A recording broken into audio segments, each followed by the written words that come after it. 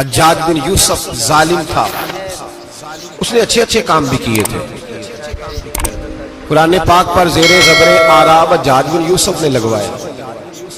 محمد بن قاسم کو ہندوستان سندھ کے علاقے فتح کرنے بھی حجاج بن یوسف نے بھیجا تھا۔ ساری خوبیاں اپنی جگہ پر، ظالم بہت بڑا تھا۔ کسی آدمی نے اس کے سامنے کونے کی طرف منہ کر کے ساتھ والے سے بات کر لی تو کہنے لگا میرے خلاف کیا، اس کو لے جاؤ، 2 ٹکڑے کر کے واپس لے آؤ۔ توتی بولتا ہے نا، اقتدار جب کسی کے ہاتھ اقتدار ہوتا ہے نا، وہ چاہے ایک گھر کا ہی کیوں نہ ہو، وہ 10 بندے فیکٹری میں کام کرتے اور جو ان کا مالک ہوتا ہے وہ کہتا میں مالک ہوں، مجھے مانو۔ جب تو صاحب اقتدار ہوتا ہے نا، جب تو سسر بن کے بیٹھتا ہے اور کسی غریب گھر کی بہو آتی ہے 2-4 تو کہتا میرا اقتدار ہونا چاہیے، جب میں کھانسنے لگوں تو ہر آدمی کے ہاتھ میں ٹشو پیپر ہونا چاہیے، جب میں بولنے لگوں تو بندھے ہوئے ہاتھوں سے ہر آدمی جی جی کرتا ہوا کھڑا ہونا چاہیے۔ جس آدمی کا، اور یہ کام بہو بھی کرتی ہے کئی دفعہ، وہ بھی کہتی ہے کہ تمہیں پتہ نہیں میں کتنا لمبا چوڑا جہیز لے کے آئی ہوں، جب میں سونے کے لیے اپنے بیڈ روم میں جاؤں تو خبردار بوڑھے بابے کو اجازت نہیں کہ وہ کھانسے۔ اماں کو چاہیے کہ اگر اس کو بڑی سخت پیاس بھی لگی ہے تو میرے سوتے سوتے باورچی خانے میں برتن نہ کھٹکھٹائے۔ جو جہاں بھی جس اسٹیج پہ بھی بیٹھتا ہے وہ کہتا ہے کوئی نہیں مجھے پوچھنے والا، میں مطلق العنان ہوں۔ جوان بوڑھوں کا مذاق اڑاتے ہیں، سمجھتے ہیں شاید کبھی بوڑھے نہیں ہوئے، مذاق اڑاتے ہیں۔ تندرست لوگ بیماروں کا مذاق اڑاتے ہیں، شاید کبھی بیمار نہیں ہوگا۔ حجاج بن یوسف ظالم تھا، ظلم کرتا تھا، زیادتی کرتا تھا۔ حضرت سعید بن جبیر ایک تابعی بزرگ تھے، اتنے بڑے بزرگ تھے کہ ساری رات نماز پڑھتے تھے، سارا سال روزہ رکھتے تھے۔ ایک دن انہوں نے منبر پہ بیٹھ کے کہا کہ حجاج ظلم سے باز آ جائے ورنہ اللہ کی لاٹھی بڑی بے آواز ہے۔ اللہ کی لاٹھی، اس کا کیا مطلب ہوتا ہے؟ اس کا مطلب ہے جب رب کی لاٹھی چلتی ہے تو اس کی آواز، جی اس کا پہلے کوئی پیغام، وہ پہلے اعلان نہیں کرتا کہ تگڑے ہو جاؤ لاٹھی چلنے لگی ہے، لاٹھی چلتی ہے پر اس کی آواز، سمجھ آ رہی ہے میری بات کی؟ جمعۃ الوداع کے لیے تشریف لانے والے احباب خاص غور فرمائیے گا۔ حجاج بن یوسف کو پتا چلا کہ حضرت سعید بن جبیر نے میرے خلاف بات کی، بلا لیا، کہنے لگا تو نے میرے خلاف بات کی ہے؟ فرمانے لگے کی ہے۔ کہنے لگا تجھے پتا ہے میں قتل کر دوں گا؟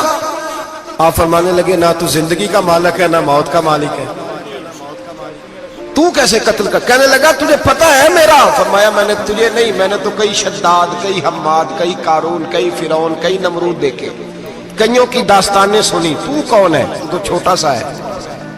ایک جملہ ہے ملا جلال الدین رومی کا، بڑے درویش تھے، ایک بات کہہ گئے، کہنے لگے نمرود جتنے پیسے نہیں، فرعون جتنی حکومت نہیں، قارون جتنی دولت نہیں، ورنہ فرمانے لگے میرے زمانے میں بھی کئی لوگوں کا خدا بننے کو دل کرتا ہے، کئی لوگوں کا دل کرتا ہے، لیکن نمرود جتنے پیسے، فرعون جتنی طاقت اور قارون جتنی دولت نہیں، ورنہ ہو سکتا ہے لوگ دعویٰ کر جائیں معاذ اللہ ثم معاذ اللہ۔ یہ آج سے کئی 100 سال پہلے وہ کہہ رہے ہیں، آج تو حالات بڑے ابتر ہیں، اس کی نسبت خطرناک۔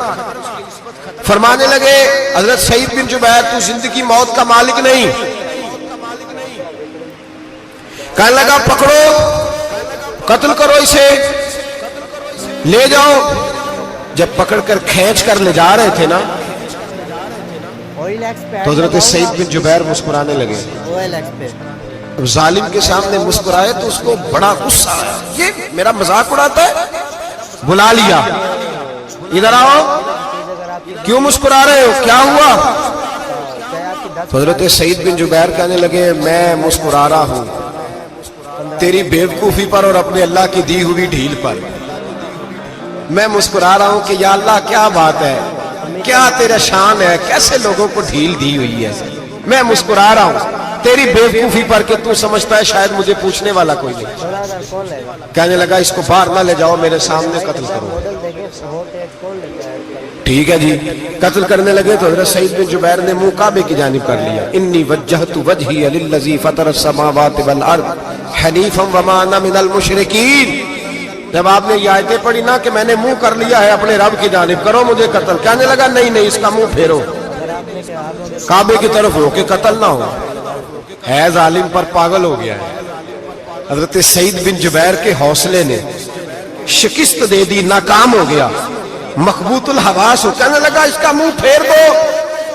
جب کعبے سے پھیرا تو آپ فرمانے لگے للہ المشرق والمغرب فإنما تولى فثم وجه اللہ۔ اللہ فرماتا ہے تو مشرق اور مغرب سارا ہی اللہ کا ہے، جدھر بھی منہ کرو گے ادھر اللہ ہی اللہ ہے، جدھر بھی منہ کرو گے ادھر اللہ ہی اللہ ہے، چاروں جانب پھیر دے جدھر منہ پھیرنا ہے تو نے، پھیر دیا منہ۔ حضرت سعید بن جبیر کے گلے پہ خنجر رکھا تو آپ نے ہاتھ اٹھائے، کہنے لگے اے اللہ میرے بعد اسے کسی اور پر مسلط نہ کرنا، میرے بعد کسی اور پر مسلط نہ، بس میں آخری ہوں۔ جب آپ ذبح ہوئے تو اتنا خون نکلا کہ لوگ کہتے ہیں جتنا اونٹ کے وجود سے نکلتا، تر ہو گیا سارا اس کا دربار۔ ایک سمجھدار آدمی کو بلا کے کہنے لگا اتنا خون میں نے بڑے بندے قتل کرائے ہیں پر اتنا خون نہیں نکلا۔ تو وہ کہنے لگے لوگ مر جاتے ہیں، مرتے وقت ڈر جاتے ہیں، سہم جاتے ہیں، خون سکڑ جاتا ہے، لگتا ہے یہ شخص جب دنیا سے گیا ہے تو ڈٹ کے گیا ہے، یہ ڈٹ کے گیا ہے دنیا سے۔ حجاج بن یوسف رات کو سویا تو تڑپ کے اٹھا، کیا ہوا؟ گھر والے کہنے لگے کیا ہوا؟ کہنے لگے سعید بن جبیر خواب میں آیا اور کہتے ہیں اٹھ مجھے بتا تو نے مجھے کیوں قتل کیا، بتا کیوں مارا؟ اگلی رات پھر سویا تو وہی خواب، پھر سویا تو وہی خواب۔ گناہ نفسیاتی مریض بنا دیتا ہے، ظلم تجھے مخبوط الحواس کر دیتا ہے۔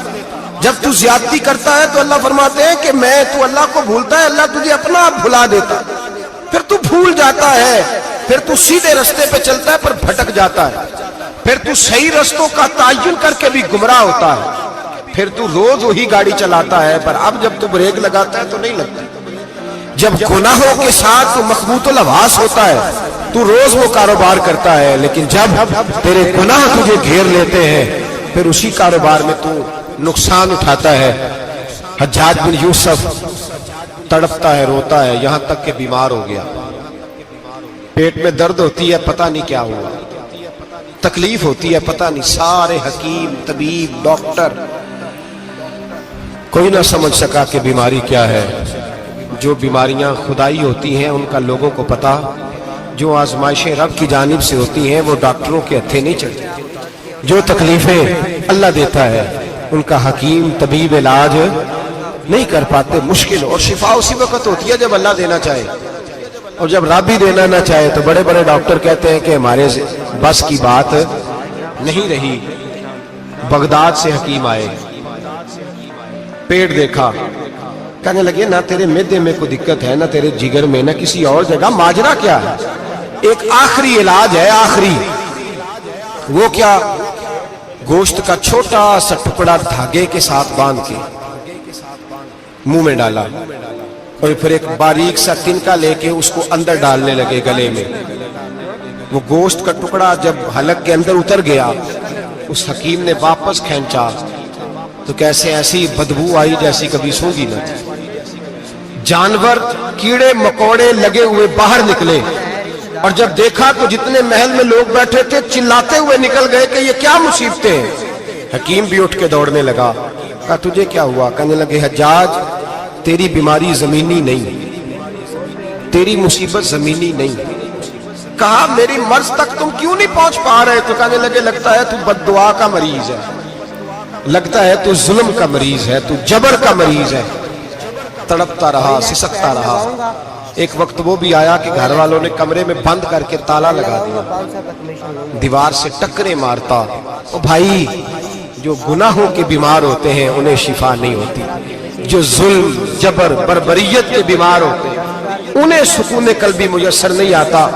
دوائیاں ان بیماریوں کی بنی ہوئی ہیں جو بیماریاں زمینی ہیں، جو بیماریاں خوراک کی بد پرہیزی سے ہوتی ہیں، جو گناہوں کی بد پرہیزی سے ہوتی ہیں، ان کی بیماریاں، ان کی شفا توبہ ہے، ان کی شفا رجوع اللہ ہے، ان کی توبہ اللہ سے معافی مانگنے سے شفا ہوتی ہے۔